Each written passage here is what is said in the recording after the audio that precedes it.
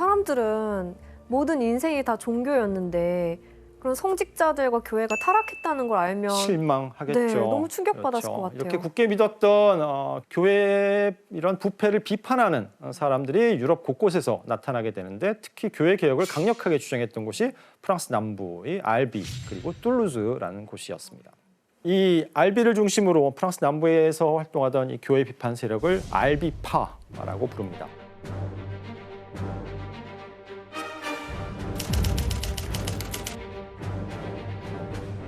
이들은 부패한 카톨릭 교회와 순결하지 않은 성직자들을 맹렬히 비판하고 급기야는 교회라는 존재가 아예 필요 없다라고 주장하면서 십자가를 쌓아놓고 불태워버리기까지 합니다. 교회는 자신에게 반기를 드는 이 알비파를 뭐라고 불렀냐면 이단이라고 낙인을 찍고 부르게 됩니다. 추방해야겠네, 교회 입장에서. 중세 교회에서는 기존 교회가 정한 정통 교리라는 것이 있습니다. 이 정통 교리에 대해서 다른 교리를 내세우거나 여기에 대해서 다른 해석을 제시하는 사람이 나오면 이들을 이단으로 지목하고 처벌하는 일이 빈번했습니다. 그러니까 본인과 생각 다르면은 그냥 그렇죠. 예, 잘못된 거네요. 그렇다면 교회가 알비파를 이단으로 규정하고 나서 어떻게 행동했을까요? 1209년에 교회는 이 이단을 토벌하기 위해서 십자군을 결성하고 프랑스 남부로 파견합니다. 와.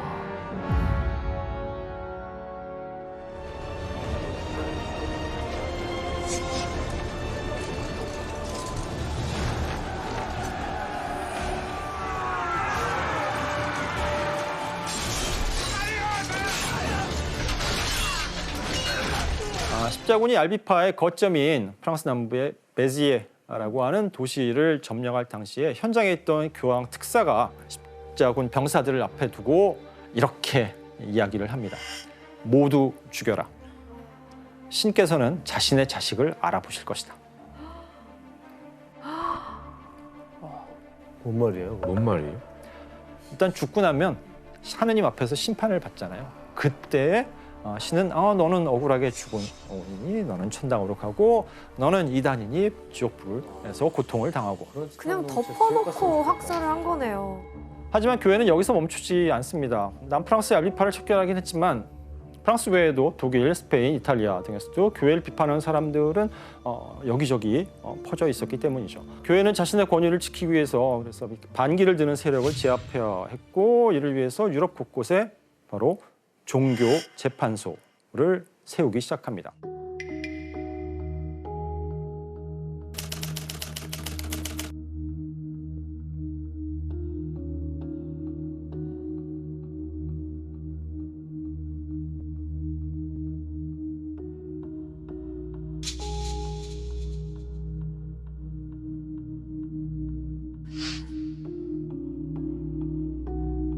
그리고 이 종교 재판소에 이단 신문관 그리고 전문적인 종교 재판관을 파견하게 됩니다.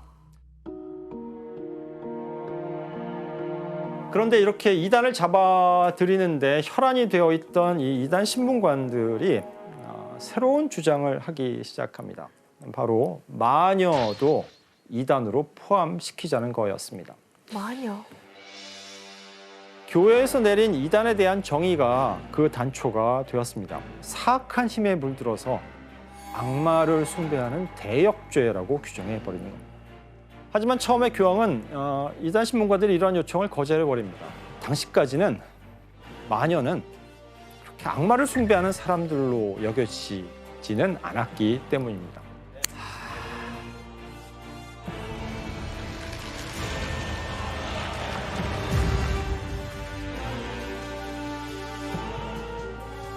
사실 오랜 세월 동안 동서고금을 막론하고 사람들은 마법 또는 주술의 힘을 믿어왔습니다. 그리고 마법을 부리는 사람들을 마녀 혹은 마법사라고 불렀고요. 과거의 마녀는 약초사, 그렇죠? 그다음에 맞아. 또 의료 행위를 하는 사람들, 치유사, 약사, 산파 또는 무속인. 의 기능을 겸하는 존재였습니다. 사람들은 병이 나면 약초에 대한 지식을 자연스럽게 체득한 경험 많은 치유사를 찾아가서 치료를 받기도 하고 또 아이를 출산할 때는 아이를 받아본 경험이 많은 그런 산파의 도움을 받기도 했습니다. 사실 독일에도 약간 관련된 그런 기록들도 있고 그 이탈리아 그 프리올리라는 지역이 있는데 거기 기록들이 좀 남아 있다고 하더라고요. 그래서 착한 마녀라는 개념을 아예 그때도 쓰기도 하고 그러니까 어떻게 보면 마을의 어떤 건강을 위해서 마을의 안녕을 위해서 이제 힘을 써주고 보호하는 약간 그런 역할이라고 생각했었죠. 아, 그런 적이 있었구나. 그런데 1318년 상황이 완전히 뒤바뀌기 시작합니다. 교황이 마녀 사냥을 해도 된다라는 허가를 처음으로 내린 겁니다. 대체 무슨 일이 있었던 걸까요? 보통 이런 경우에는 좀 시선을 돌리기 위해서. 그러니까 뭐, 실제로 무슨 일이 있었습니다. 네. 1317년 프랑스 아비뇽에 있었던 당시 교황 요한 22세가 누군가에게 암살을 당할 뻔합니다.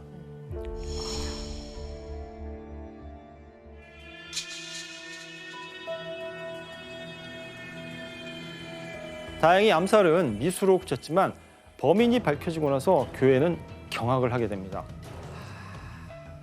범인은 교회의 고위 사제인 주교였기 때문입니다. 내부에서 그럼 일어났네요. 그렇죠. 더 충격적인 것은 주교가 교황을 죽이려고 한 방법이 칼이나 무기가 아니라 바로 주술이었다는 데 있습니다. 이 일의 파장은 실로 엄청나서 이제 마녀를 이단자로 단정할 논리적인 근거도 마련하지 않은 채 이단자와 마녀를 혼동해가며 마녀 사냥을 허락하게 된 것입니다. 이후 프랑스 남부에서 1320년부터 1350년 사이에 약 600여 명의 마녀가 기소되고 이 중에 400명이 화형에 처해지게 됩니다. 하지만 이때까지의 마녀 사냥은 예고편에 불과합니다. 14세기에 잇따라 벌어진 악재들로 인해서 마녀 사냥의 광기는 더 크게 휘몰아쳤기 때문입니다. 그러면 대체 이 시기 유럽에서는 무슨 일이 벌어졌던 걸까요? 14세기요? 굉장히 추웠던 걸로 알고 있어요. 거의 다 말씀하셨습니다. 사실 먼저 살펴봐야 할 것이 14세기 초부터 18세기 초까지 벌어진 심각한 기후 변화입니다. 이 당시 유럽을 비롯해서 지구의 기온이 평균 2도씩 내려갔다고 하는데 이 시기를 소빙하기라고 부릅니다.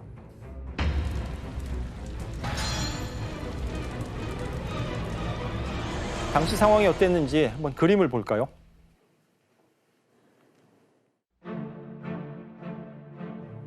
악마 아니에요? 예, 하늘 위에 구름이 이렇게 떠 있죠. 그다음에 하늘에서 뭐가 떨어지는 게 이렇게 보이시나요? 검은 비인가요?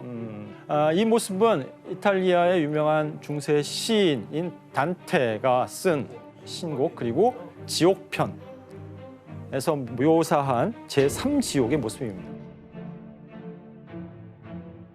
단테는 이 3지옥을 하염없이 춥고 그리고 저주받은 비와 우박 그리고 눈이 끊임없이 내리는 가운데 악마가 인간의 영혼을 조각조각 찢어 발기는 곳이라고 묘사하고 있습니다. 이러한 묘사는 14세기 초의 기후변화에서 영감을 받은 것으로 추정되는데 실제로 소빙하기가 도래하면서 세상은 단테가 묘사한 지옥과도 같은 모습, 지옥을 방불케 하는 모습을 갖게 됩니다. 당연히 농사는 심각한 흉작을 맞게 됩니다. 음식이 부족하다 보니 많은 사람들이 굶주렸고 때로는 아예 상한 음식을 먹고 죽곤 했습니다. 그런데 이렇게 천재지변으로 혼란한 유럽에 또 하나의 커다란 악재가 나타납니다. 바로 흑사병입니다. 패스트.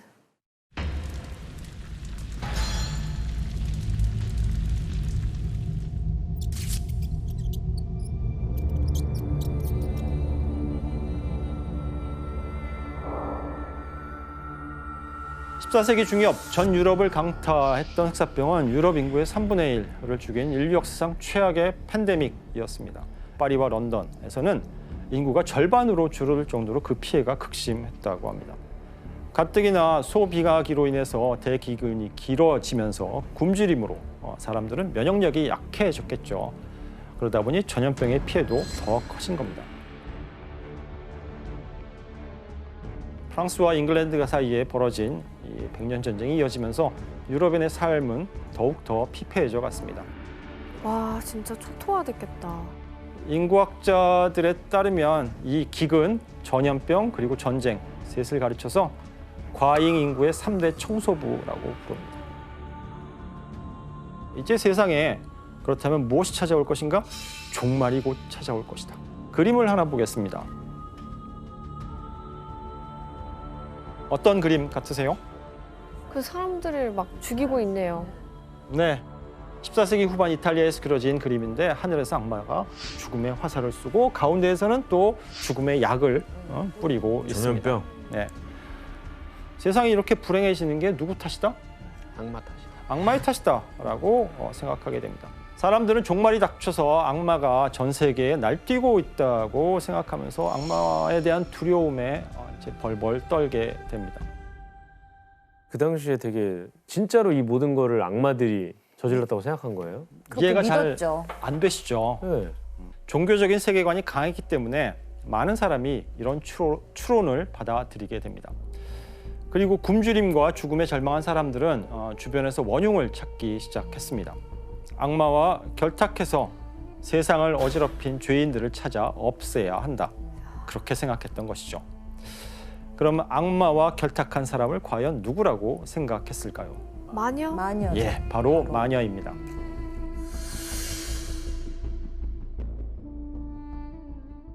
이때 마녀에 대한 불신과 의심을 더욱 확고히 하는 사건이 발생합니다.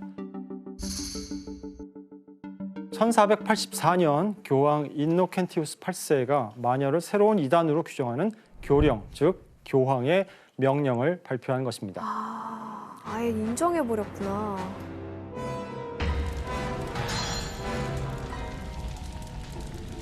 이 교령은 이전까지 착한 마녀의 존재를 믿었던 사람들의 인식마저도 완전히 뒤바꾸는데 결정적인 역할을 하게 됩니다.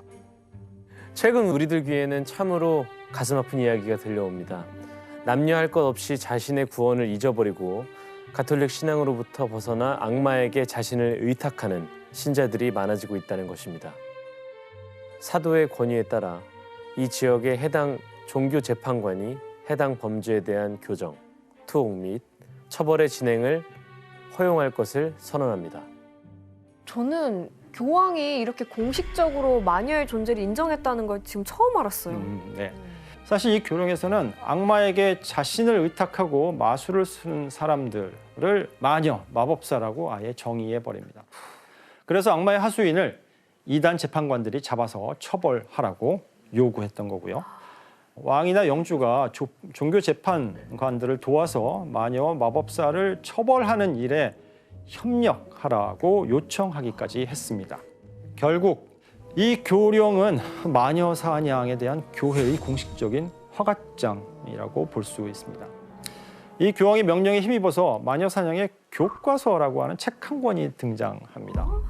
마녀 사냥의 교과서요? 네, 어떤 책인지 한번 볼까요?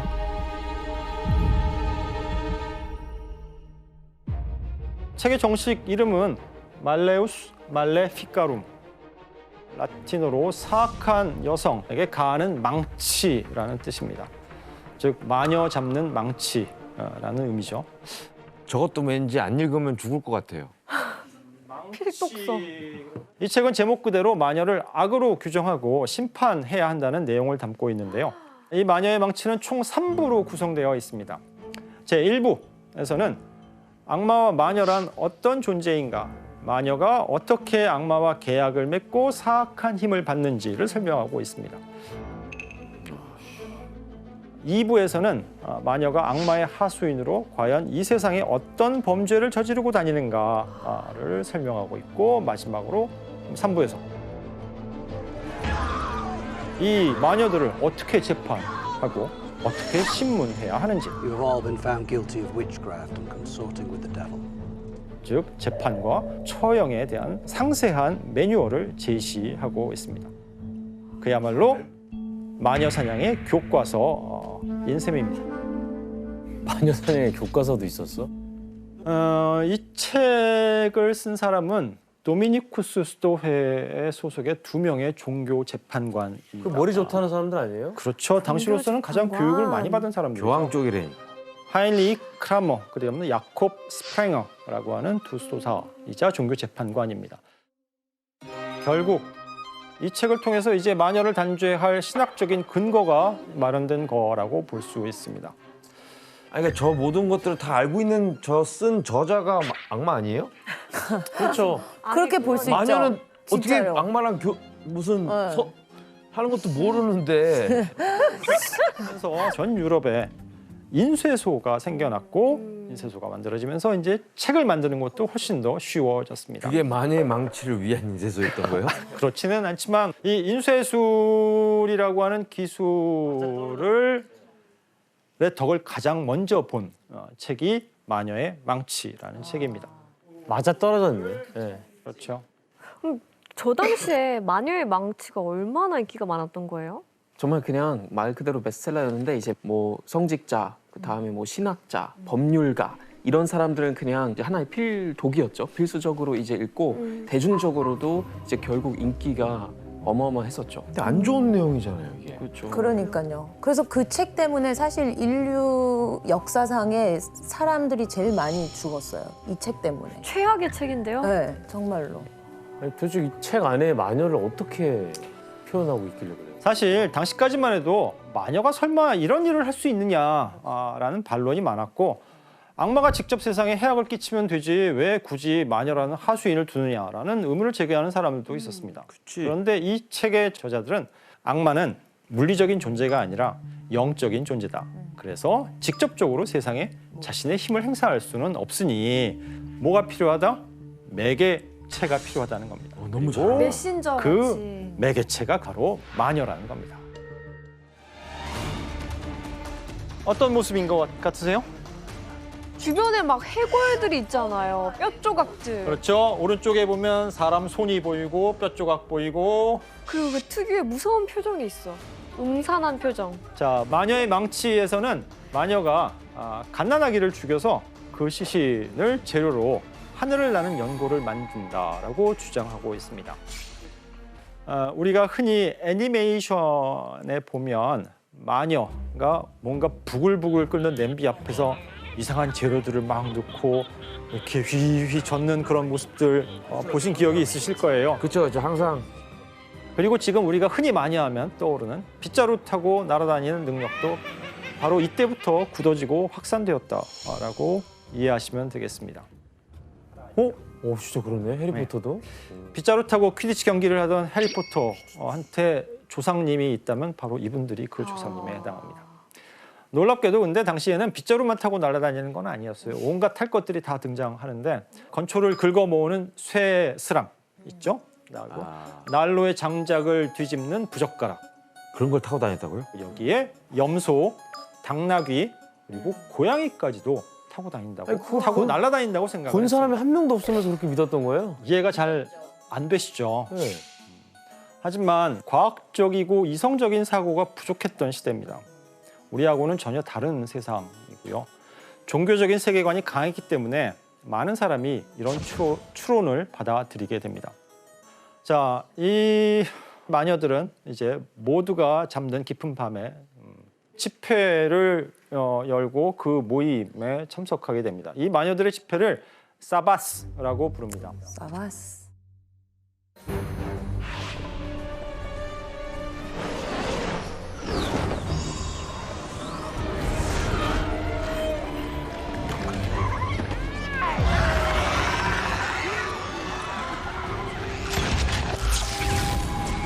마녀의 망치라는 이 책에는 마녀라면 반드시 악마들과의 연회에 참석해야 하고 이 연회에서 정말 온갖 악행이 다 벌어진다라고 이야기를 하고 있습니다. 우박과 폭풍, 악천후를 부른다. 마법을 걸어 인간과 가축을 살해할 수 있다. 사람과 가축에게 불임을 일으킨다. 슬쩍 만지거나 쳐다보는 것으로도 뱃속에 있는 아이를 살해할 수 있다. 인간의 마음에 비정상적인 애정이나 증오심을 불러일으킬 수 있다. 나쁜 거 다 저주네요. 네. 싹 다. 자연재해라든가 뭐 사람이 갑작스럽게 죽는 일들, 그 모든 것들을 마녀의 탓으로 돌리고 있는 것을 볼 수 있습니다.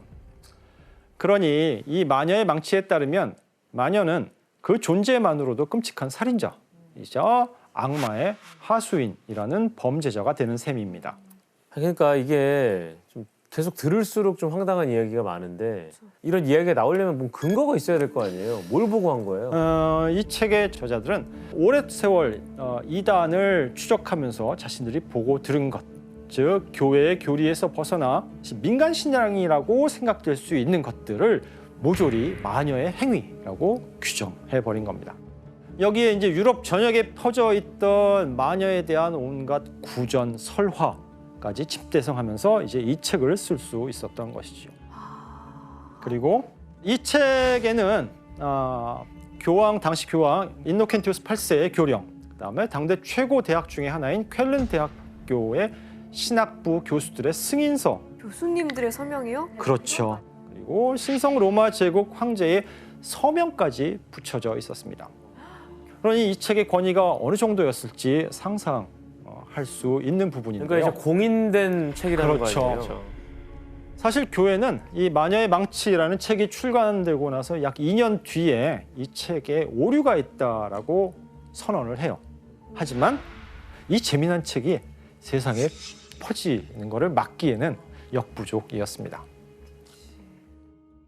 자, 이제 고통받고 절망하던 사람들은 마녀를 찾는데 혈안이 됩니다. 온 사회가 그래서 마녀를 잡아 죽여야 한다라는 인식이 상식처럼 퍼져 나가게 됩니다.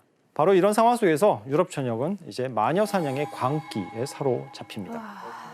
아 끔찍하다 왠지.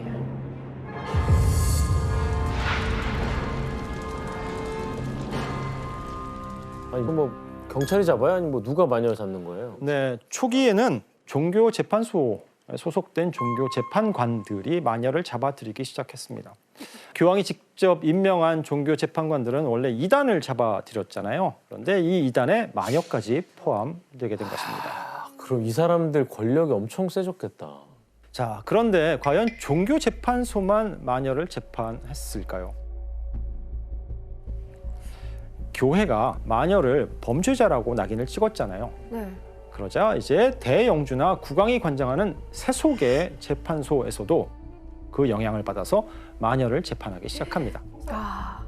Accuse this woman of the craft of witchery.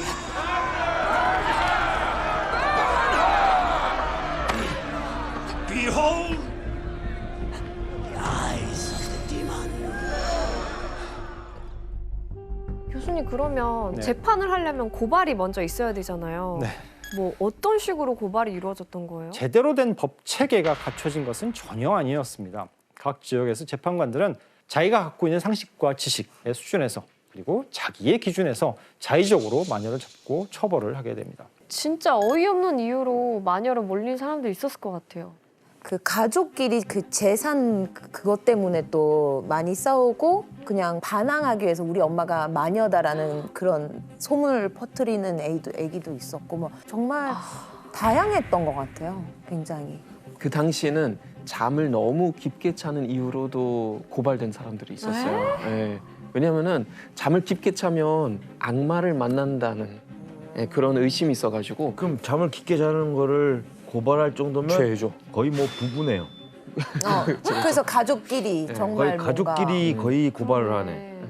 사실 이때 대부분의 피해자들은 혼자 사는 여성이나 노인, 즉 사회적인 보호망이 약한 약자들이었는데 악명 높았던 그 마녀 재판의 과정을 들여다보도록 하겠습니다.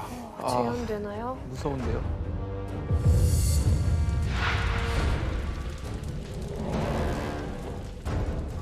우선 마녀로 고발이 되면 종교재판소와 세속재판소에서 마녀 혐의자들을 체포해 갑니다.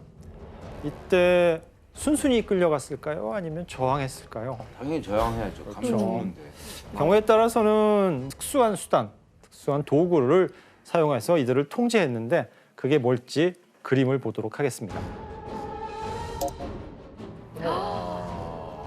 보기만 해도 끔찍하죠. 바로 얼굴에 채우는 수갑입니다. 말도 아니고. 입 쪽에 가시처럼 돌기가 돋아 있어서 착용하는 것만으로도 고통을 주는 도구입니다. 정식 신문이 기다리고 있습니다, 이들을. 공통적으로 던지는 질문이 하나 있는데 그게 바로 너는 악마를 믿느냐? 자, 악마를 믿느냐는 질문에 어떻게 대답을 해야 현명할까요? 아, 그러게요. 악마를 믿지 않습니다. 악마를 믿습니다. 사실 이 두 질문은 답이 없는 질문입니다. 에? 나는 악마를 믿지 않는다 라고 답을 한다는 이야기는 그렇다면 너는 신의 말씀을 기록한 성경을 믿지 않으니 너는 범죄자다라는 거고 저는 악마를 믿습니다. 그러면 그 다음 질문은 이제 꼬리에 꼬리를 물듯이 빠져나올 너는 그럼 그 악마를 어디서 만났고 어떻게 섬기게 되었느냐는 질문으로 이어지게 된다는 겁니다. 교수님 그러면 뭐 이런 터무니없는 질문으로 어떻게 마녀를 밝혀내나요? 그렇죠. 사실 이 질문은 시작에 불과합니다. 재판관들은 먼저 마녀로 지목된 사람들의 옷을 다 벗겨요. 그리고 머리카락과 겨드랑이를 포함해서 온몸의 털을 다 밀어버립니다. 왜 이렇게 미느냐? 바로 악마가 몸에 남긴 표식을 찾기 위해서입니다. 그래서 피부에 혹시 작은 점 또는 벌레에 물린 상처 이런 부분들은 일단 모두 악마의 표식으로 의심을 받게 됩니다. 즉 악마가 마녀에게 남긴 표식이 맞는지를 확인하기 위해서 바늘로 찔러보고 있습니다. 이 악마가 남긴 표식의 특징은 찔러도 고통스럽지 않다라고 생각했습니다. 그래서 신문관들은 이 표식을 찾으면 경우에 따라서는 15cm 정도를 깊숙이 찔러봅니다. 그런데 찔렀는데 통증을 느끼지 못하는 경우에는 이거는 악마의 표식이 확실합니다. 근데 아플 거 아니에요? 그러니까 당연히 아프죠. 그럼 어떻게 할까요? 안 아픈 부위가 나올 때까지 계속 찔러요. 와? 하지만 이 외에도 마녀임을 확인하기 위해서 정말 다양한 방법들, 상상을 초월하는 방법들이 동원되는데요. 반드시 입증해야 하는 과정이 있었습니다. 그것이 바로 자백입니다. 이 당시는 악마를 숭배하는 건 영혼의 죄에 해당하기 때문에 스스로 자백을 해야만 범죄로 인정된다라고 생각되었습니다. 대체 어떤 자백을 받아내려고 했는지 당시 재판관이 마녀 재판에서 실제로 했던 질문을 한번 규현 씨가 읽어보시겠어요? 너는 왜 마귀에 빠졌는가? 얼마나 자주 하늘을 날았는가? 어떻게 마귀와 성교를 하였는가? 어느 장소에서 비밀 집회를 열었는가? 이 집회를 이끈 자는 누구이며 몇 명이 참석했는가? 너무 황당한 질문. 영문도 모른 채 잡혀와서 이런 질문을 받는 이 혐의자들은 다들 자신이 마녀가 아니라고 부인했습니다. 하지만 이 마녀 사냥의 혈안이 된 재판관들은 반드시 자백을 들어야만 했고 원하는 말을 이끌어낼 수 있는 효과적인 수단을 갖고 있었습니다. 그게 뭘까요? 고문? 바로 고문입니다. 쓰레기다 진짜.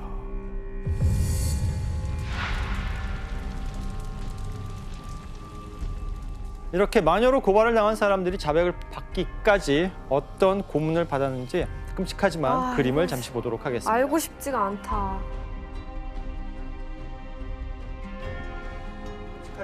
이건 너무 여기 오른쪽에 보이시면 사람이 의자에 앉아 있고 누군가는 기록을 하고 있습니다.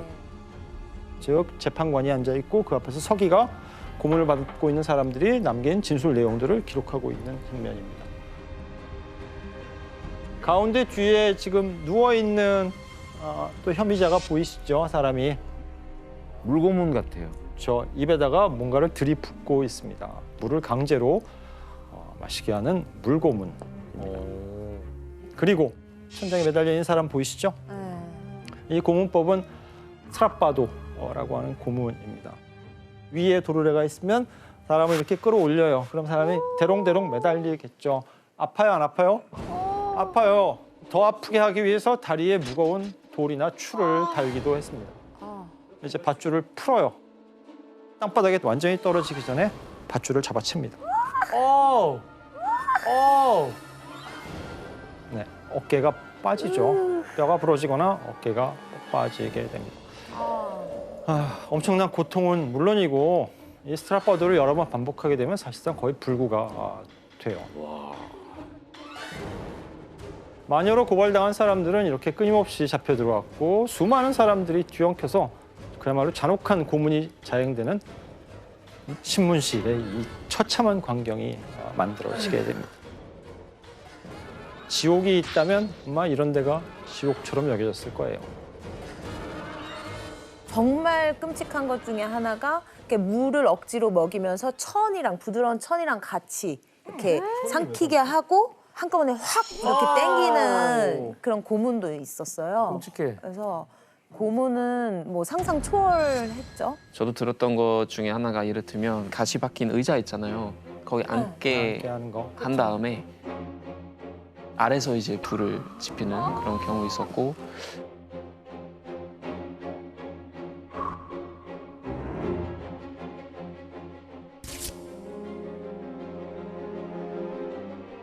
여러 가지 방식들이 있었죠. 그 고문이 이미 죽지 않아요? 안 죽어? 이렇게 고문을 받으면 저라도 자백을 할 거예요. 이렇게 고문이 이어져도 사실 처음에는 대부분의 사람들이 자신이 마녀라고 순수히 자백하지는 않아요. 또 자백을 끝내 안 하는 이유는 마녀 재판에서 마녀로 심판을 받으면 죽어서 천국에 들 수 없다라고 믿었기 때문입니다. 하지만 끝까지 고문을 버텨내는 사람은 거의 없었습니다. 한계에 다다르게 되면 마녀 집회에 갔다. 악마와 성관계를 했다. 아기를 제물로 바쳤다. 등등의 온갖 증언을 하면서 소문으로 들었던 이 마녀에 대한 온갖 이야기에 살을 붙이고 또 살을 붙여서 자신의 죄를 만들어내는 겁니다. 아니 근데 이게 마녀 재판을 담당한 게 그냥 어줍지 않은 곳이 아니라 진짜 교회랑 영주들이랑 왕인데 본인들의 그런 시민들이랑 교인들이잖아요. 어떻게 이렇게가 잔인할 수 있냐고요? 네. 이 시대에는 마녀를 인간이라고 생각하지 않았기 때문입니다. 뿐만 아니라 재판관들은 실제로 자신들이 정의의 편이라는 것을 절대로 믿어서 의심치 않았습니다. 프랑스에서 마녀 재판으로 악명이 높았던 한 판사가 남긴 말인데 한번 지원 씨가 읽어주실래요? 나는 직접 보고 듣고 가능한 한 자세히 조사하여 그들로부터 진실을 이끌어냈다. 만들어진 진실이죠. 못된 인간 진짜. 재판관들은 마녀를 고문하고 자백을 받음으로써 나는 세상을 조금 더 깨끗하게 정화시켰다라는 확신을 갖고 있었습니다.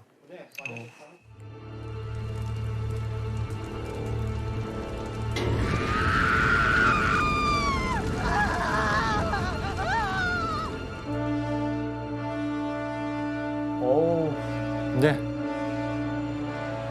마녀로 판명된 죄인을 산채로 불 속에 집어넣는 장면입니다. 산채로 불에 집어넣는 이유는 죽을 때까지 끔찍한 고통을 안겨주기 위해서였습니다. 네, 여기서도 다 몰려있네요. 보면 기둥들이 막 서 네. 있죠. 네.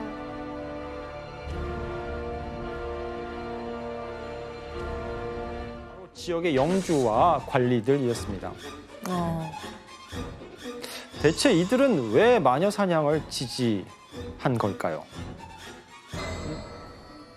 부려먹고 먹고 돈 안 주려고. 제거하기 위해서 네. 뭐 사리사욕 때문에 아닐까요? 사리사욕 때문에 종교재판소는 사실 종교적인 문제를 다루죠. 그래서 직접적으로 사람을 죽이지는 못해요. 사람을 처형하려면 그 지역의 해당 영주나 관리들의 도움을 받아야만 했습니다. 이런 구조가 이제 지역의 영주와 관리들에게 이용되게 된 겁니다. 영지에 문제가 발생했을 때 그 자신의 영지에 있는 문제를 제대로 해결하지 못하면 영지의 주민들이 누구를 욕을 할까요? 영주. 영주. 그렇죠? 그 마을을 다스리는 영주를 요구를 하기 시작합니다. 그런데 이때 마녀를 범인으로 지목하면 자신에게 향하는 시민들, 주민들의 불만을 잠재울 수 있었던 겁니다. 화살을 그들에게 돌린 거네요. 그렇죠. 때로는 국왕도 나서서 마녀 재판에 힘을 보태기도 했습니다. 마녀 재판에서 사형은 왕의 권위를 보여주는 하나의 수단이 됐기 때문인데 사실 이 시기는 살아서 죽기 전까지 왕의 얼굴을 한 번이라도 볼 수 있었을까요? 못 보죠. 못 보죠. 그렇죠. 지금은 우리 텔레비 틀면 언제든지 눈으로 확인하고 하지만 이 시기는 그런 미디어라는 것이 존재하지 않았잖아요. 이렇게 지배자의 존재를 나라 구석구석에 알릴 수 없는 상황에서 왕은 자신의 존재를 드러내기 위한 하나의 무대로 이 마녀 재판을 이용하기도 했습니다. 즉 교회와 재판관 그리고 왕과 이제 지방 영주에 이르기까지 마녀 사냥을 이용하다 보니 마녀 사냥의 광기 규모가 걷잡을 수 없이 확대되었던 것입니다. 제정신이 아니네요. 이렇게 각자의 이해관계 속에서 희생된 사람들에게는 한 가지 벌이 더 남아 있어요. 종교인들 또 재판관들은 화형을 하는데 사용된 비용을 마녀로 몰려서 죽은 사람에게 받아냅니다. 자, 뭘 청구했느냐? 재판을 주관하는 재판관의 인건비, 하급관리 처형관의 인건비, 체포, 신문, 고문하는 데 드는 비용, 수수료, 거기에다가 사람들 먹는 밥값, 그다음에 밧줄을 사용했던 밧줄, 화형을 하면 뭐가 필요해요? 장작이 필요하죠? 네. 장작은 공짜인가요? 장작은 또 돈입니다.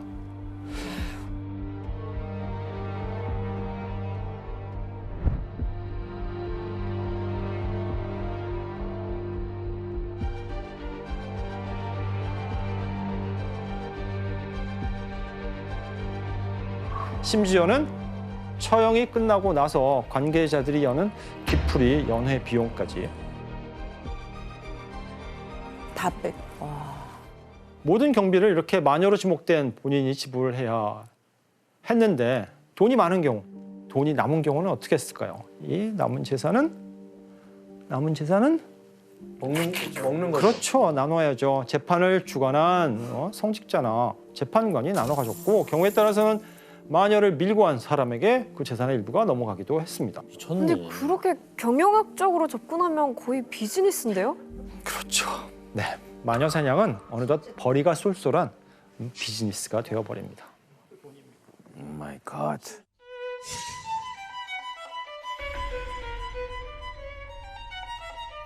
그때 이제 라틴어로 약간 그런 뭐 속담 그런 약간 말이 있었는데 뭐냐면 마그놈 그러니까 큰 에몰루멘톰 이제 어떤 돈벌이가 에스트 유스티치아 그러니까 그런 재판이라는 거는 수술한 돈벌이다 약간 이런 말이 있었거든요. 그래서 결국 시체를 더 많이 가진 사람은 더 많은 재산을 가지게 되니까 재판관들 사이에서도 뭐 싸움까지 일어나기도 하고 이제 희생자가 어떤 채권이 있다면 그 채무자를 불러서 이제 또 돈을 회수하는 경우까지도 일어났죠. 실제로 마녀 사냥을 아예 겨냥해서 새로운 직종이 등장하기도 했습니다. 진짜요? 나는 마녀를 알아볼 수 있다라고 주장하는 사람들, 지금 마녀 감식인이 등장합니다. 이게 이제 오늘날 이제 영화에서 마녀 사냥꾼의 어떻게 모티브가 된 사람들인데.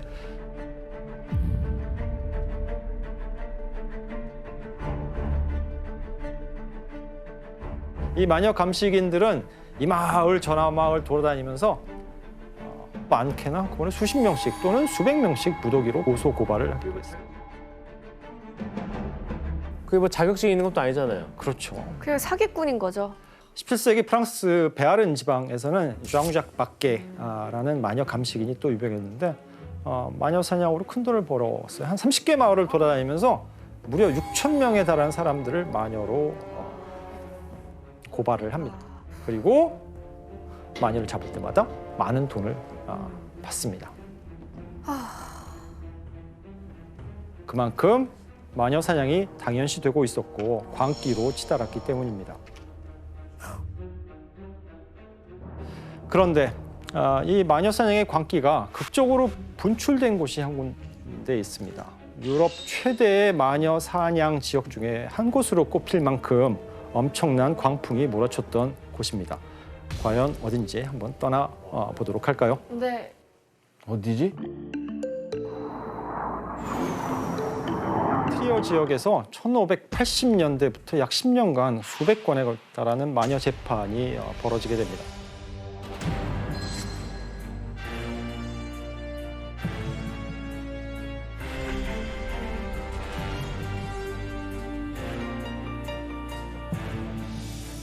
작은 로마로 불릴 만큼 교회와 연관이 깊었던 이 트리어에서 대체 왜 이런 참혹한 마녀 사냥이 벌어졌던 걸까요? 왜지?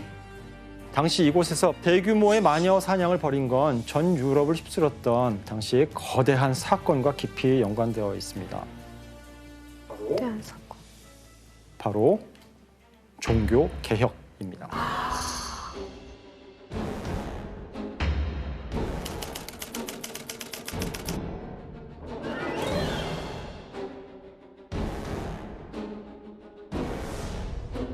종교개혁에 불을 붙인 건 1517년 독일의 신학자였던 마틴 루터였습니다. 이즈음에 교황은 자신의 권위를 드높이기 위해서 바티칸에 아름답고 화려한 성당을 짓기로 결정했는데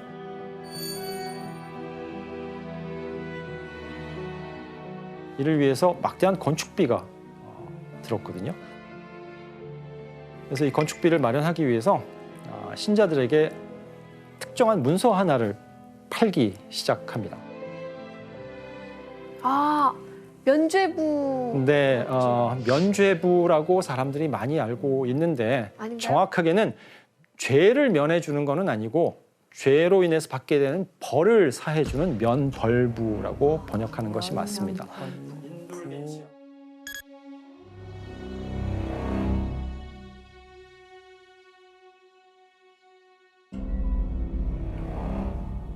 돈으로 해결하는 거죠.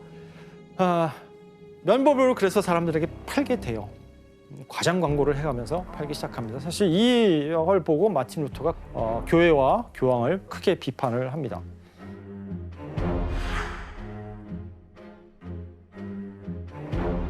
잘했네.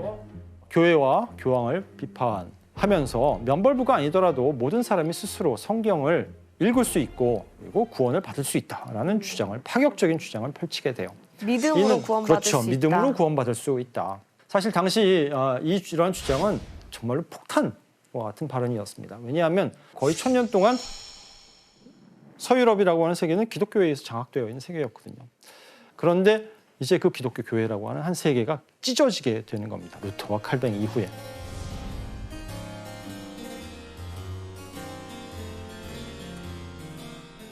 급기야 이제 루터와 칼뱅을 따르는 이들은 기존의 카톨릭 교회에서 벗어나서 새로운 교회를 만들게 되는데 그것이 바로 개신교라고 부르는 교회입니다. 개신교 세력이 당시 어느 정도 됐는지 한번 지도로 확인해 보겠습니다. 독일에서 시작된 루터의 교리는 이제 독일 남부지방, 동부지방, 그 다음에 저 위에 북유럽 지방으로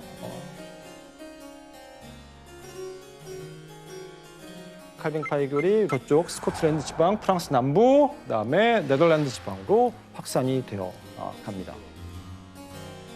이건 유럽의 질서를 송두리째 뒤흔드는 엄청난 변화였습니다. 이 구교와 신교의 갈등은 갈수록 격해져서 결국 유럽을 전쟁의 소용돌이로 몰아넣게 되는데 바로 종교 전쟁입니다.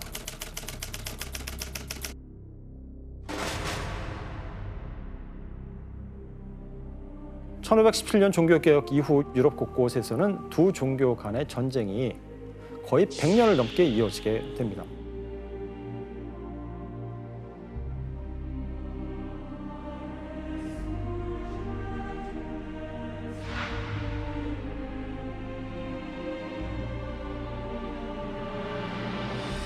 아이고 참.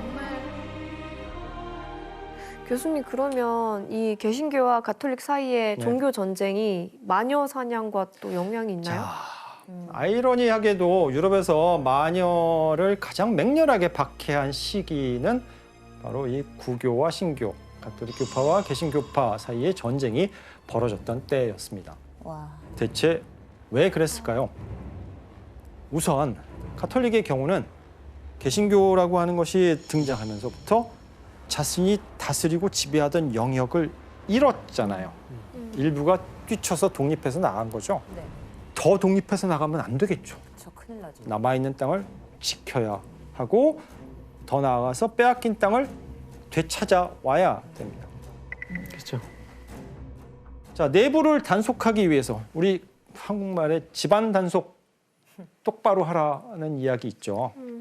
내부를 단속하기 시작합니다. 그래서 가톨릭 세계 안에 있는 과거에는 그냥 무시하고 넘어갔던 갖가지 민간 신앙, 특히 악마와 관련된 허무맹랑한 이야기들, 이런 것들을 아예 발본색원하기로 결정한 겁니다. 이때 가장 먼저 눈에 띈 것이 바로 마녀였고, 가톨릭 교회에 의해서 엄청난 마녀 사냥이 벌어지게 되는데 그 대표적인 곳이 바로 독일의 트리어였습니다. 아, 걱정된다.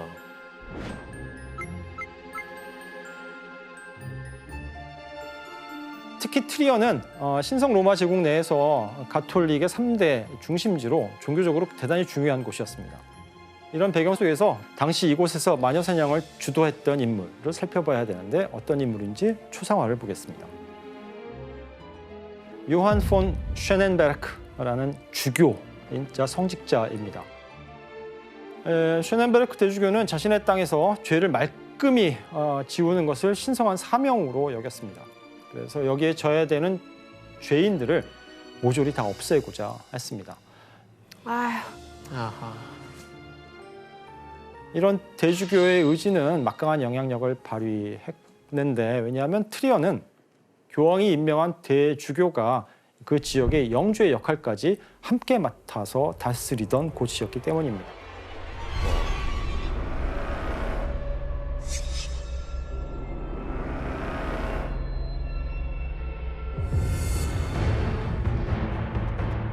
이렇게 막강한 힘을 가진 대주교의 주도하에서 트리오에서 이제 대규모 마녀 사냥이 벌어지게 됩니다. 그 결과 약 22개에 달하는 마을에서 370여 명의 사람들이 산채로 마녀라는 죄목으로 화형에 처해졌습니다. 그런데 이런 일이 과연 대주교의 의지만으로 가능했느냐? 여기엔 대주교의 주장에 동조하는 여러 지식인, 트리오의 엘리트들, 법률가들이 적극적으로 참여하게 됩니다. 의심스러운 사람들은 체포하고 재판에 넘기죠. 심지어는 마을 사람들은 마녀를 모조리 잡아 없애겠다라고 이제 자체적으로 긴급위원회를 조직하고 활동하기 시작했습니다. 귀족, 엘리트, 부유층, 계층을 가리지 않고 마녀로 몰리기 시작합니다. 급기야 트리어에서는 시장 2명과 고위 성직자들까지도 마녀로 의심을 받게 됩니다. 어머. 시장까지. 이때 마녀로 트리어에서 처형된 370명 중에 3분의 1에 해당하는 108명가량은 신분이 귀족이거나 아니면 정부, 시행정부에서 자리를 갖고 있는 그런 사람들이었습니다.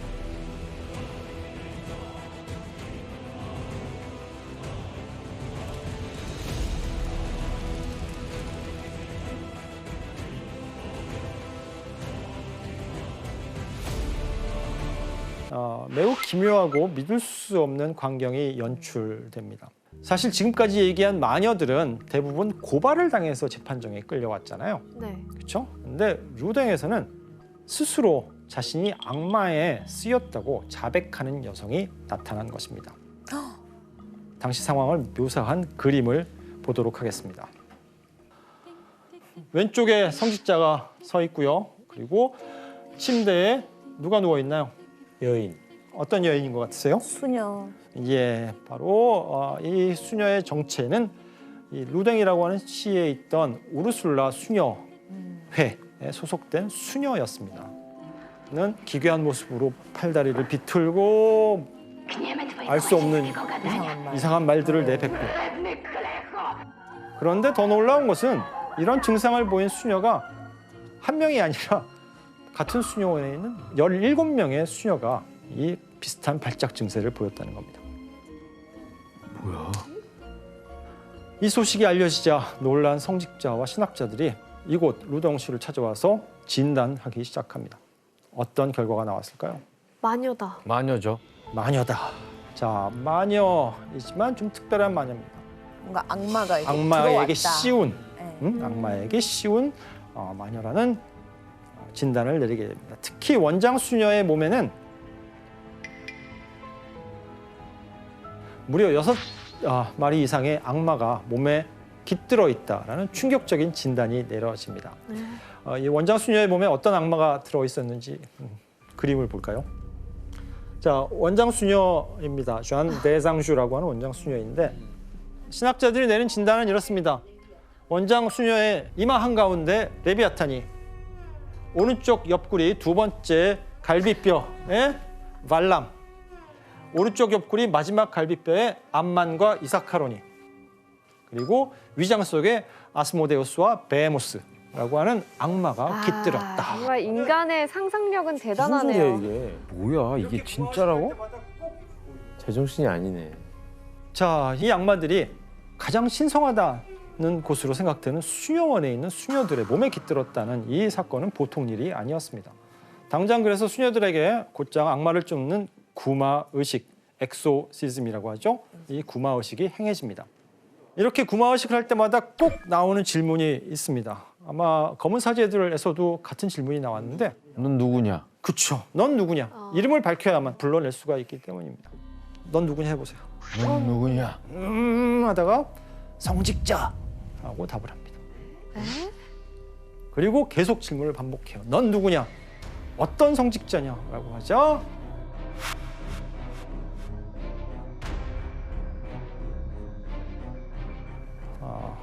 놀랍게도 그 마을의 교구 사제로 있던 위르뱅 그랑디에라는 신부님을 지목합니다. 신부를 지목했다고요? 예. 기묘한 사건에 의외의 인물까지 용의자로 몰리자 이 재판에 관심을 보이기 시작하는 사람들이 하나둘씩 늘어나는데 그 중에는 놀라운 인물이 하나 있었습니다. 바로 루이 13세의 재상이자 수석 대신이었던 리슐리의 추기경입니다. 리슐리의 추기경. 규현 씨는 리슐리에 대해서 잘 아시죠? 제가 이제 또 처음으로 했던 삼총사라는 뮤지컬에서 악역으로 나오는 분입니다. 그분이 이제 뭐 왕을 뭐 철가면 안에 가둬가지고 뭐 지하 감옥에 막 가둬두고 막 이런 내용이 나와요. 예. 사실 리슐리에는 프랑스 절대 왕정의 확립 과정에서 빼놓을 수 없는 굉장히 중요한 정치가였습니다. 사실 그가 추구했던 정치적인 이상은 그가 모셨던 국왕 루이 13세의 왕권을 절대적인 수준으로 강화하는 것이 그의 사명이었는데 17세기 초반까지만 해도 힘센 귀족들, 대귀족이죠. 대귀족들과 자치권을 갖고 있는 도시들이 힘을 발휘하고 있었습니다. 리슐리에는 지방의 세력을 약화시키기 위해서 성벽을 없애고자 했습니다. 왜냐하면 지방의 세력이 요새화된 성체를 갖고 있다는 것은 얼마든지 국왕 권력에 맞서서 저항할 수 있는 근거지로 활용될 수 있었다는 이야기이고 루댕시에도 바로 그 성벽이 있었던 거고요.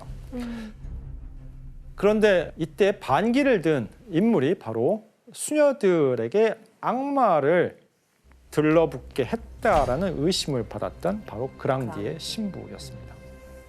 야. 그래서 리슐리에는 곧장 행동에 나섭니다.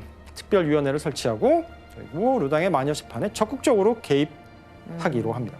그러니까 굉장히 큰 사건이었어요. 그 프랑스뿐만 아니라 거의 유럽 전체에 그 소문 나가지고 사람들이 루당 그 지역에 많이 몰려왔어요. 그 재판을 보러.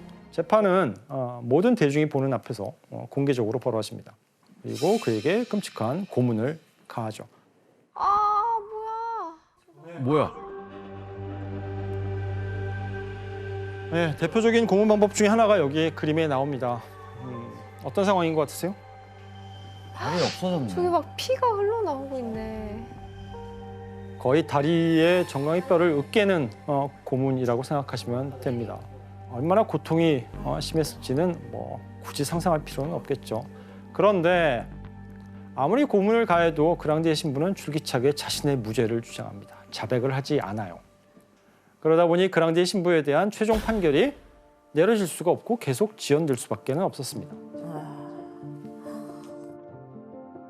결국 악마 사건의 판결에서 가장 중요한 자백이 없었음에도 불구하고 이 그랑데 사건에서는 재판관은 신부를 악마의 하수인이라고 판결을 내리고 그랑데 신부는 이제 도시 광장에서 산채로 화형을 당하게 됩니다. 이런 재판을 뭐라고 그러냐면 답이 정해져 있는 정치 재판이라고 합니다. 정치적 이유 때문에 그랑디에는 악마의 하수인으로 결정이 나고 결국 처형 당해야 했기 때문입니다. 그러니까 그 리슐리의 의견에 반대해서 그렇죠. 이런 일이 생긴 거겠네요. 네.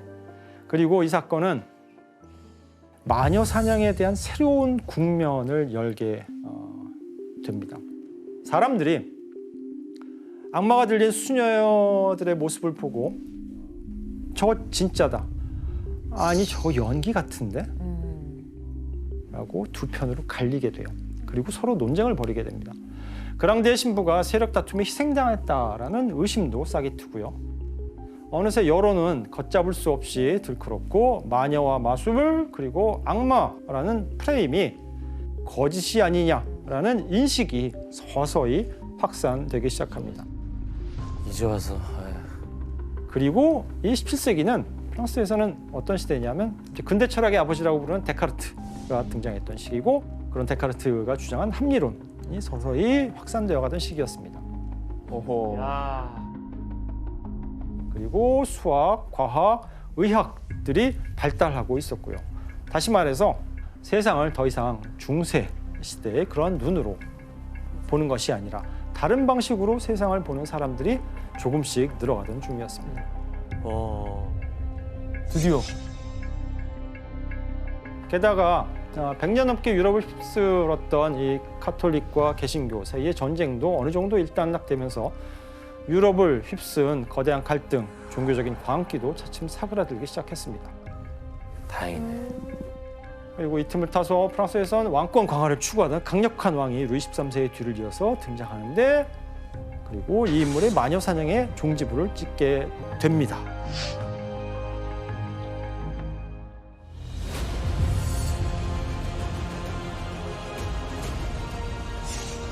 바로 루이 14세입니다.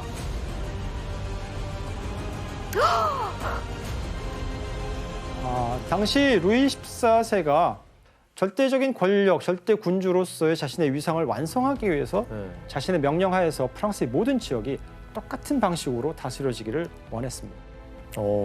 이런 걸 통일적인 사법 체계라고 합니다. 그런데 루이 14세가 이렇게 통일된 사법 체계를 확립하는 과정에서 걸리적거리는 게 하나 있었는데 그게 바로 지방 재판소에서 무분별하게 벌어지고 있는 마녀 사냥이었습니다. 그래서 루이 14세는 왕권 강화를 위해서 마녀 사냥을 이제 제한하기 시작합니다.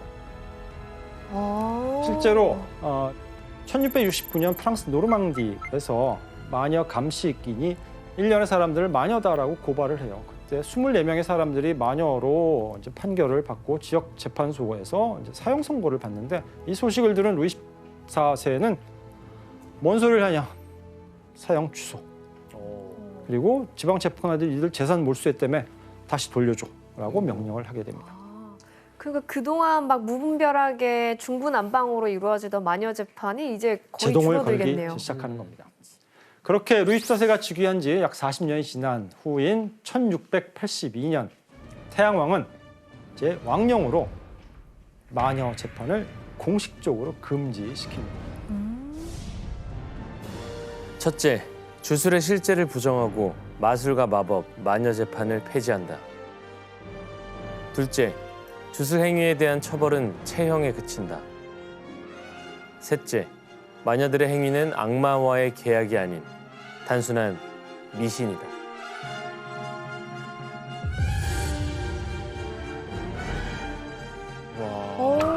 그러면 이 내용은 우리가 앞에서 배웠던 교황의 칙령에 완전 반대되는 그렇죠. 내용이네요. 다른 인식을 보여줍니다.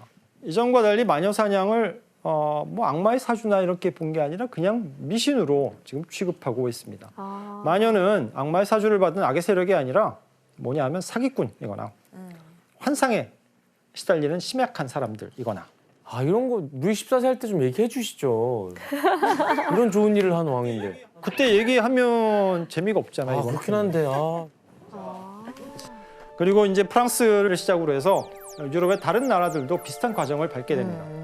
이렇게 수세기 동안 유럽을 피로 물들였던 어딘가 기이하고 뭔가 으시으시하고 오싹한 이 마녀 사냥은 드디어 종식이 됩니다.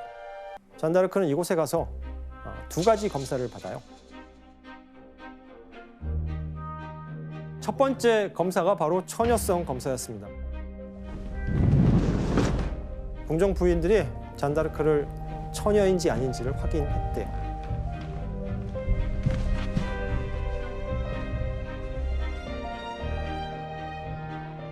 처녀성 검사를 한 이유는 악마와 교접하지 않았다는 증거를 확인할 수 있었기 때문입니다.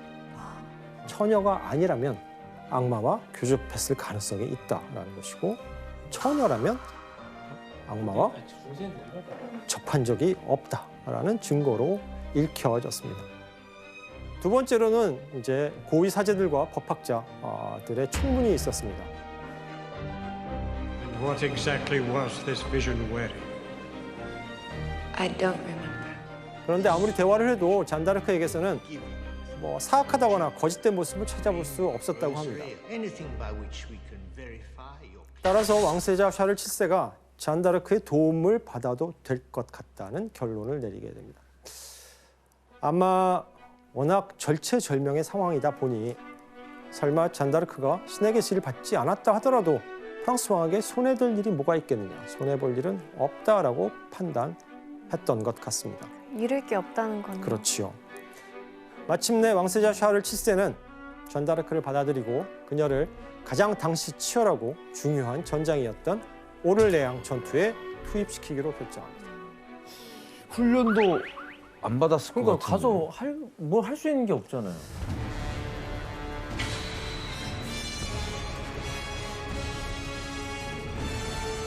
당시 오를레앙 성은 잉글랜드군에 포위된 채 거의 200일 넘게 결사항전을 벌이던 중이었습니다. 프랑스 군대는 오랜 전투에 지칠 대로 지친 데다 여기저기서 들려오는 프랑스군의 패배 소식에 사기도 크게 떨어졌겠죠.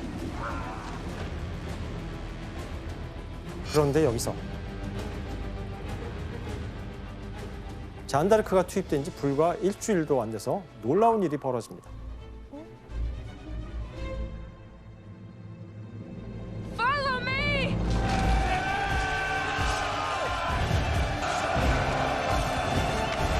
잔다르크가 참전한 첫 전투에서 프랑스군이 잉글랜드를 공격해서 승리를 거두게 됩니다. 드디어 승리하나요? 네. 전투를 할 수 있어?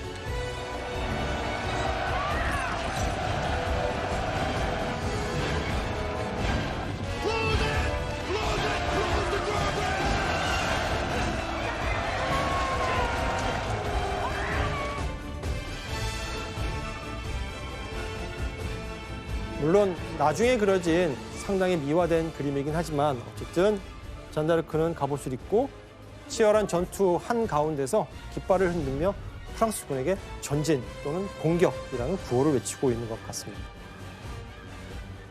그런데 이 승리는 이제 시작에 불과했습니다. 이때부터 잔다르크가 이끄는 프랑스군은 3일간 거의 매일 잉글랜드군과 전투를 벌여서 연전연승하게 됩니다. 우와. 마침내 잔다르크가 오를레앙에 들어간 지 9일째가 되던 날, 오를레앙 성을 반년 넘게 포위하고 있던 잉글랜드 군이 철수.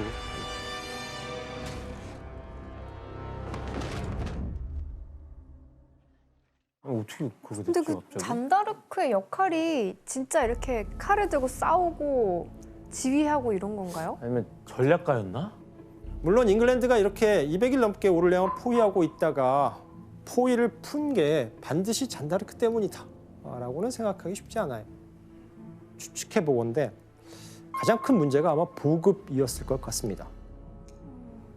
잉글랜드 본토에서 벌어지는 전쟁도 아니고 끊임없이 보급을 받아야 되는데 이 보급이 6개월 이상 이루어지기가 힘들었다라고 추측을 해봅니다.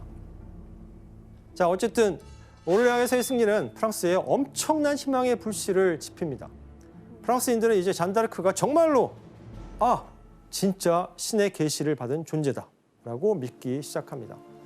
프랑스 군대에서는 잔다르크를 살아있는 성녀로 그래서 오를레앙의 성녀라고 부르기 시작합니다. 남녀노소 모두가 깊은 애정을 가지고 그녀를 바라보았고 놀라울 정도로 많은 무리가 그녀가 나타나면 달려와서 그녀를 만지거나 심지어는 그녀가 타고 있는 말을 만지려 했다. 이 오를레앙에서의 승리는 빠르게 전 유럽으로 퍼져갑니다. 이탈리아와 독일에서도 잔다르크를 둘러싼 온갖 신화가 그래서 창조되고요. 보통 이런 유명한 인물이 등장하면 가장 먼저 만들어지는 신화가 뭐죠? 출생에 대한 그렇죠. 출생에 관한 아래서- 창조 신화. 아래서 나왔건 네. 처녀의 몸에서 잉태가 네. 되었건 누구는 뒤꿈치에서 나왔건 잔다르크도 이렇게 태어날 때 어떤 신비한 현상이 나타났다거나 잔다르크가 오랫동안 양치기를 했다고 했는데 한 번도 양을 잃어버린 적이 없다거나 양에서 태어났다고. 양에서 태어났다고. 그런 얘기는 없었어요.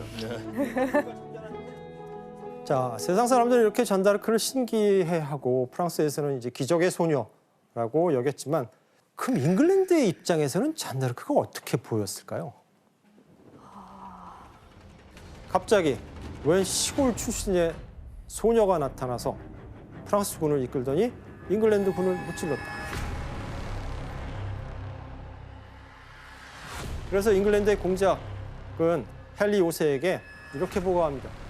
악마의 추종자가 나쁜 주술을 부린 것 같습니다. 즉 잉글랜드는 잔다르크를 성녀가 아니라 정반대, 즉 마녀로 간주하게 됩니다. 와. 성녀와 마녀가 이렇게 쉽게 언급된다는 것 자체가 좀 신기하지 않아요? 아, 그 당시에 좀 그러는 시대였나 본데요. 중세 시대에는 과학이 없었습니다. 그러니까 세상을 과학으로 이해할 수 있는 시대가 아니었습니다. 그래서 악마나 마녀 같은 초자연적인 존재가 진짜 존재한다. 초자연적인 존재가 정말 있다. 바로 이런 세계관을 갖고 있던 사람들 사이에 신이 프랑스의 편이라고 주장하며 승리를 거머쥔 소녀가 등장한 겁니다. 만일 잔다르크의 말이 맞다면 신앙. 신이 편들어주고 있는 프랑스에 맞서는 잉글랜드는 뭐가 될까요? 악마. 그렇죠. 그러면 잉글랜드는 어떻게 주장을 해야 될까요? 아니다. 제가 악마다. 그렇죠. 잉글랜드 입장에서는 잔다르크가 들었다는 목소리는 신의 목소리가 아니다. 천사의 목소리가 아니다.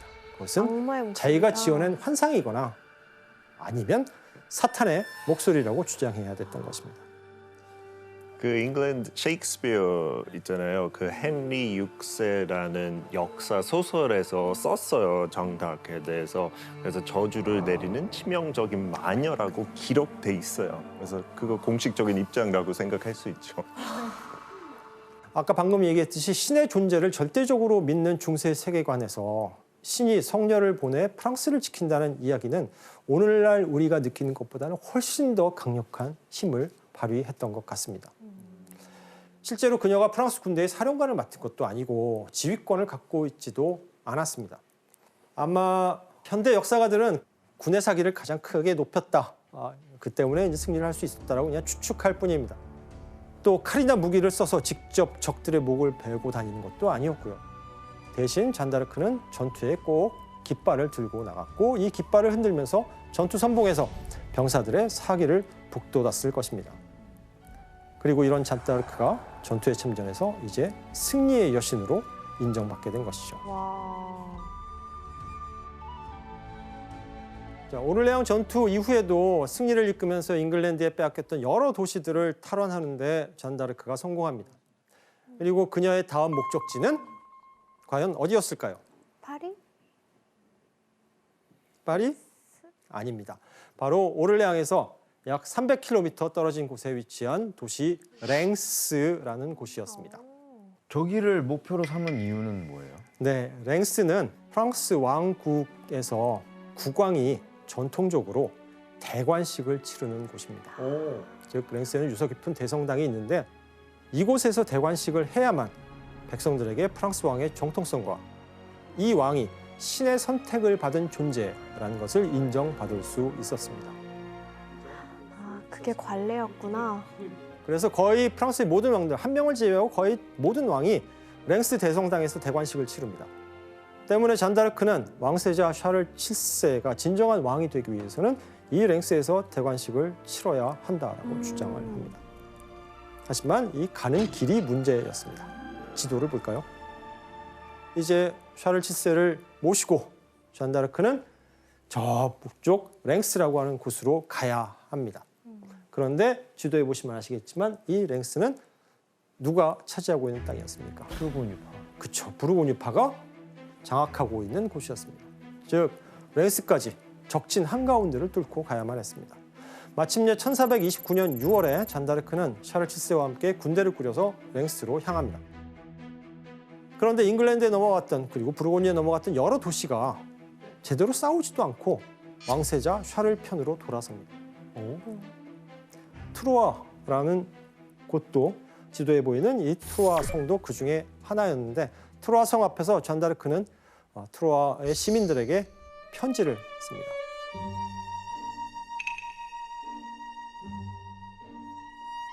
충성스런 프랑스 사람들이여, 여러분의 생명과 재산을 잃을까 두려워하지 말라. 모두 샤를 국왕에게 나오라. 그대들 앞에 생명을 걸고 말하노니 거룩한 왕국에 이미 속하거나 앞으로 속하게 될 모든 도시에 우리가 들어가 선하고 확실한 평화를 이루어낼 것이다. 누가 막아서더라도 소용없다. 편지에서 굉장한 확신이 느껴지죠. 네. 편지를 본 트로아의 주민들은 결정을 내리지 못하고 갈팡질팡하다가 샤를 7세의 군대가 공격을 개시하려 하자 결국 성문을 열고 왕을 받아들입니다. 와. 그리고 랭스를 출발한 지 20여일이 지나고 나서 잔다르크 일행은 드디어 랭스에 도착합니다. 랭스 주민들의 반응은 어땠을까요? 맞서 싸웠을까요? 아니요, 안 싸웠어요. 그렇죠. 문을 활짝 열고 왕 일행을 맞이합니다. 즉 피 한 방울 흘리지 않고 샤를 7세는 랭스에 입성했습니다.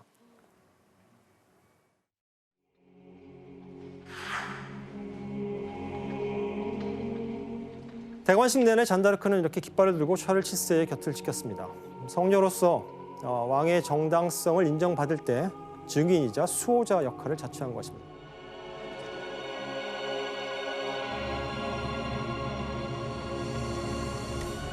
이로써 이제 샤를 7세는 왕세자가 아니라 이제 정말 정식으로 프랑스 왕이 되었습니다.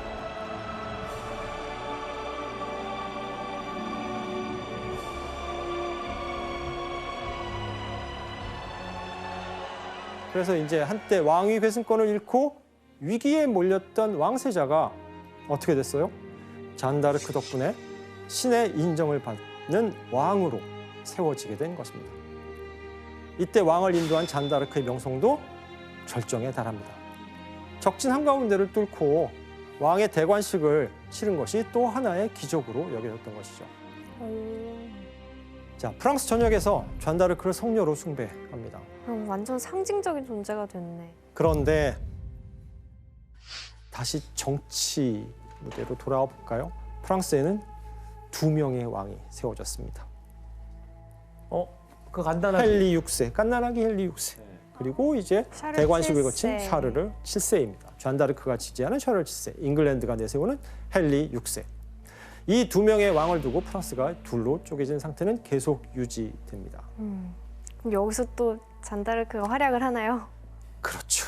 잔다르크는 이번엔 샤르 7세 왕위를 더 단단하게 만들기 위해서 잉글랜드가 차지한 프랑스의 파리를 되찾기로 합니다. 성공했을까요? 성공했죠. 아닙니다. 오, 뜻대로 되지 않습니다. 웬일이지? 자, 군대를 이끌고 파리로 돌진했지만 잔다르크는 부상만 당한 채 퇴각합니다. 잔다르크의 첫 번째 패배입니다. 그런데 이때부터 잔다르크의 전과가 그리 좋지 않습니다. 연달아 패배를 거듭합니다. 왜였을까요? 프랑스 왕 샤를 7세는 대관식 이후에 사실 전투를 계속 이어갈 의지가 없었습니다. 누가요? 프랑스. 왕 왜요? 샤를 7세가 원래 유약하기도 했고 다른 방식, 다른 전략을 고민하고 있었기 때문입니다. 그래서 잔다르크는 계속 싸우겠다고 하니까 그냥 소규모의 병력만을 지원했던 겁니다. 바로 다음 해 봄에 잔다르크에게 비극이 닥치게 됩니다. 더 이상 귀에 무서 목소리가 들리지 않아요. 네, 이 사건은 꽁피에뉴라는 성에서 일어납니다. 꽁피에뉴가 적들에게 함락될 위기에 처했다는 걸 들은 잔다르크가 소규모의 군대를 이끌고 꽁피에뉴로 출정하게 됩니다. 하지만 이 전투는 만만치가 않았고 성 밖으로 나가서 싸우던 잔다르크는 이제 적에게 쫓겨서 다시 성 안으로 후퇴해야 되는 입장에 서게 됩니다. 그런데 잔다르크가 꽁피에뉴 성 안으로 들어서려는 순간 꽁피에뉴 성의 지휘관이 성문을 잠궈버립니다.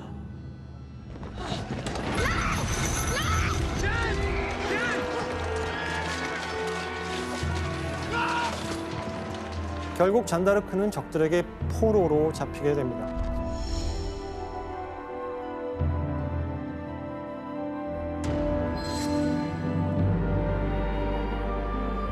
이때 잔다르크를 사로잡은 건 잉글랜드와 손을 잡은 프랑스의 부르고뉴파였습니다. 잉글랜드와 손을 잡은 부르고뉴파는 프랑스 왕 샤를 7세가 아닌 잉글랜드가 내세우는 헨리 6세를 지지하고 있었고 그래서 이들에게 샤를 7세와 잔다르크가 눈의 가시였던 것입니다. 자, 여기서 정식 문제가 나갑니다. 잔다르크가 적들에게 포로로 잡히자 프랑스의 왕 샤를 7세는 과연 어떻게 했을까요?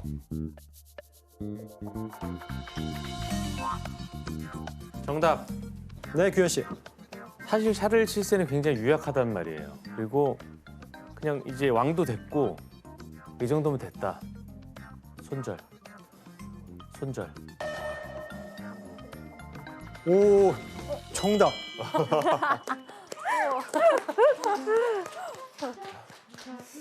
방송을 몰랐어, 맞는지 몰랐어. 그지. 뭐라 그러려고 그랬죠? 아니 나 너무 쉬운 답이었어. 그렇지, 그렇지.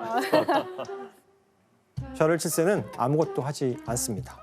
말 그대로 손절하고 무시해버립니다. 아니 그렇게 도움 다 받아놓고. 그렇죠. 그래 장 2세였으면은 어떻게든 구해냈을 거라고. 장 2세. 좋은 사람이니까. 한마디로 착하잖아요. 배은망덕하다는 생각이 들지 않으세요? 본인이 국왕되는 것도 다 도와줬잖아요. 그렇죠.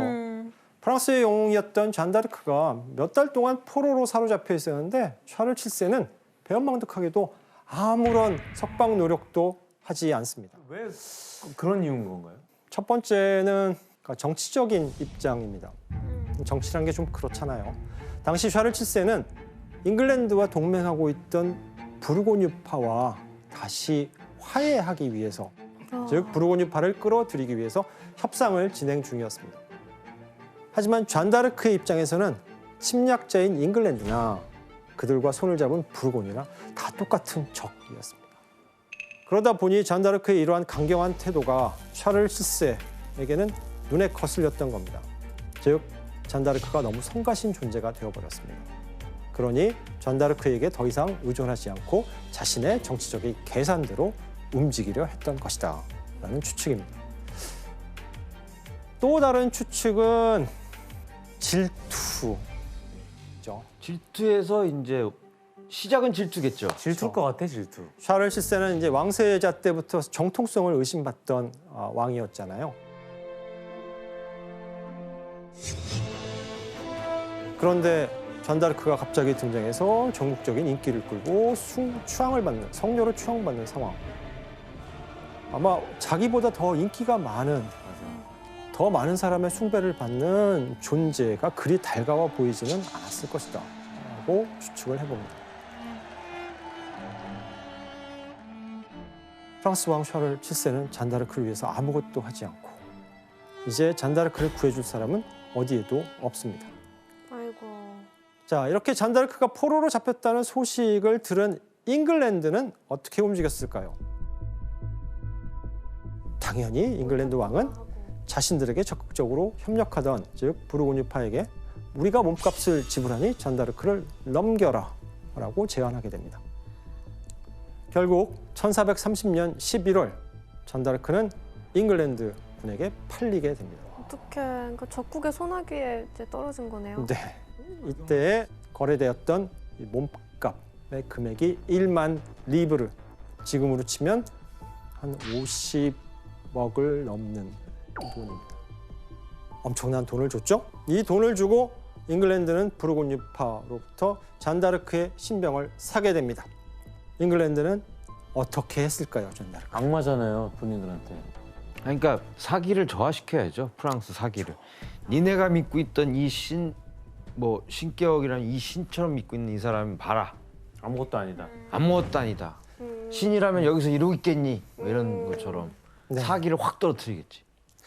프랑스인들에게 성녀로 인정받던 잔을 이제 악마의 추종자로 만들기 위해서 그녀를 교회에 넘겨 이단 재판을 받게 합니다. 즉 신이 프랑스의 편이 아니라 잉글랜드의 편이다라는 것을 입증해야 했던 것입니다. 이제 잔다르크는 이단 재판을 받기 위해서 노르망디 루앙이라는 곳으로 옮겨지게 됩니다. 이 루앙에서 잔다르크는 쇠사슬에 묶인 채 루앙성에 있는 높은 탑 안에 갇히게 됩니다. 실루엣 씨, 그 잔다르크에게 어떤 대우도 아무것도 안 해줬을 것 같은데 어땠어요, 저때? 근데 저 때 잔다르크가 너무 힘들었대요. 물 한 바가지에다가 젤을 타서 그거를 줬다고 하더라고요. 젤을 타서 그거를 줬다고 하더라고요. 네. 쟤는 왜 타? 네. 뭐 이렇게 그게 이제 죗값이라고 회계하는 값이라고 이제 얘기하면서 그거를 이제 밥으로 줬다고. 자, 모든 것이 잔다르크에게는 불리하게 돌아갑니다. 그럴 수밖에 없었죠. 신문관들은 잔다르크를 작정하고 이단으로 만들고자 했고 몰아붙입니다. 결국 이 재판에서는 피고 스스로 자신이 이단이나 마녀가 아니라는 사실을 입증해야만 했습니다. 그래서 잔다르크는 무려 5개월에 걸쳐서 29번에 넘는 신문을 당하게 됩니다. 당시에 이 재판 기록이 담긴 필사본 기록이 남아 있는데 한번 사진으로 볼까요? 우와. 처음에는 이제 중세 불어로 기록했고 나중엔 공식적으로 발표하기 위해서 그걸 라틴어로 번역했다라고 하는데 한 630쪽에 달하는 재판 기록인데 이 재판 기록엔 잔다르크의 재판도 남아 있고 그 이후의 기록까지 이렇게 있는 재판 기록입니다. 신문 과정에서 이제 수십 명의 성직자와 법학자들이 매일 서너 시간씩 온갖 철학적이고 신학적으로 어려운 질문들, 복잡한 질문들을 던지게 됩니다.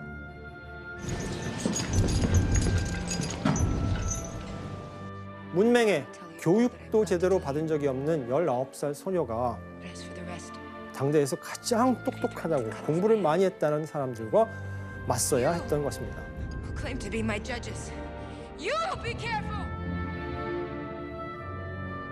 하지만 잔다르크는 매우 당당한 태도로 이들에 잘 맞서 싸웠다라고 전해져 옵니다. 결국 재판관들은 잔다르크에게 마녀이자 예언가인죄, 그다음에 이단죄, 마법으로 적을 살해한 죄, 악령을 불러내서 도움을 받은 죄 등 70여 개의 죄목을 만들어냅니다. 와, 진짜 너무하다. 하지만 최종적으로는 12개의 죄목으로 정리가 되는데 이때 마녀라는 죄목은 사실 포함되진 않아요. 아, 그래요? 네. 왜냐하면 이미 여러 차례 처녀로 검증되었기 때문에 마녀다를 입증하는 것은 힘들었던 것 같습니다. 네, 그때 그 최종 그 판결문에 그 남장을 했다는 거가 있어요. 그때 당시에 지금 이해하기 힘든 게 여자가 남자 옷 입고 다니는 것도 죄악이었어요. 그 뭐 성경책에서 나온 거죠. 신의 그 섭리를 위반했다는 거, 어기는 거죠. 결국 1431년 5월 30일 잔다르크는 루앙시의 광장에서 화형에 처해집니다.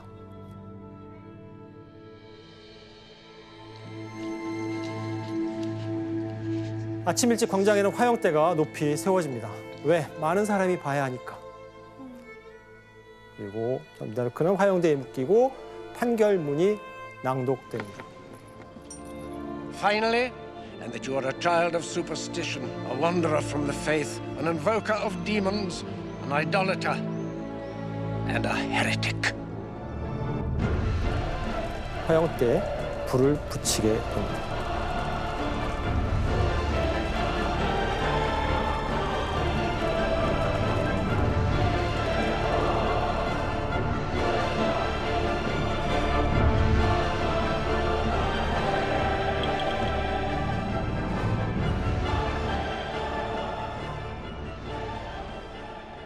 여기서 정식 문제 나갑니다.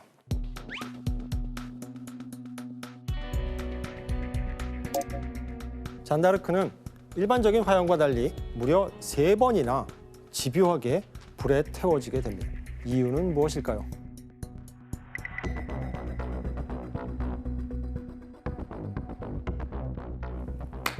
정답.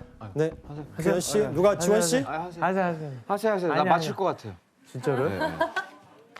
정답. 네, 불을 붙이는데 자꾸 불이 꺼지는 거예요. 알 수 없는 이유로.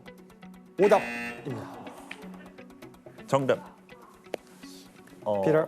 그 영국이 되게 걱정한 것 같았어요. 뭐가 남아 있으면 뼈다든지 이면 네. 그거 가지고 프랑스 사람들 다시 장닭 막 우샤우샤 할 거라고. 그래서 완전 태워버려. 정답입니다. 뭐라고? 자, 잔다르크는 프랑스인들에게 성녀로 추앙받았다고 했죠. 시신이 남아있으면 그 남아있는 시신이 숭배의 대상이 될까봐 잉글랜드는 그것을 걱정했던 것입니다. 아, 그거를 차단해버린 거구나. 그렇죠. 그 가능성을 아예 차단해버리기 위해서 3차례 화형을 진행했습니다. 불이 다 꺼지고 나서 남아있는 것은 작은 뼈 조각과 재뿐이었고 이 작은 뼈 조각은 그냥 강에 뿌려버립니다. 그래서 잔다르크에게는 제대로 된 묘조차 남지 않았습니다. 프랑스를 구해낸 영웅 잔다르크는 19회의 짧고 뜨거운 생애를 마치게 됩니다.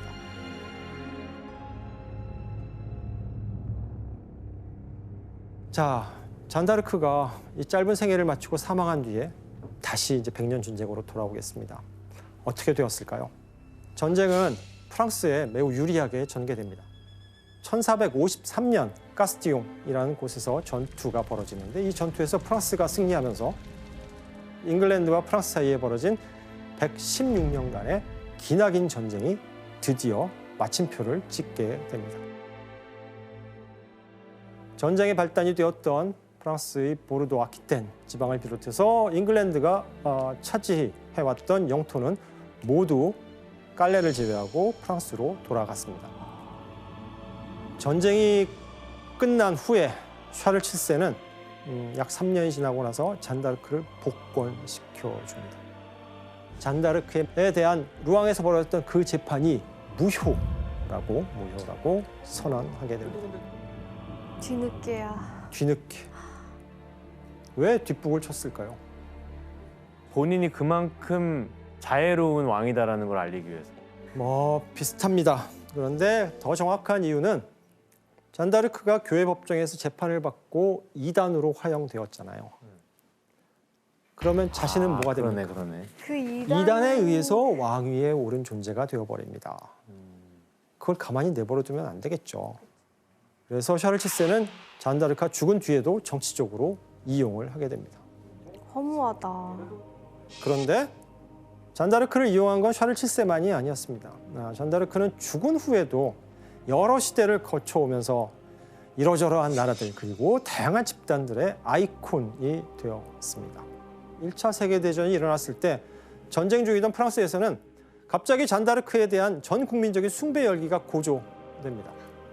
잔다르크를 그린 엽서가 그때 막 발행되고 널리 사용되는데 참호 속의 희망, 신의 사자, 우리 프랑스의 별, 우리 자매 잔다르크, 희망의 별, 우리나라를 구하고 우리의 소원을 들어주고 우리의 싸움을 이끌고 우리를 승리로 이끌어주세요. 잔다르크가 프랑스에서만 아이콘으로 이용된 건 아닙니다. 프랑스를 넘어 세계 여러 나라로 건너가는데 이때 미국 재무부가 바로 전쟁 자금, 전비를 기부받기 위해서 잔다르크를 이용합니다. 자본주의에도 저렇게 활용이 되는구나. 더 놀라운 거는 잔다르크가 대서양, 태평양을 건너서 한반도까지 들어오게 됩니다. 1907년 일본이 한참 조선 침략을 준비하던 그 시점에 애국지사 장지연 선생이 애국 부인전이라는 잔다르크의 전기 소설을 번안 소설인데 이 소설을 출간했습니다. 그 유관순 열사 있잖아요. 우리가 잘 아는 유관순 열사가 3.1운동 했을 때가 18살이었거든요. 그리고 저때 그 애국부인전이라는 소설을 읽고 잔다르크에 대해서 감명을 받고 영향을 많이 받았을 거다 이런 이야기가 있더라고요.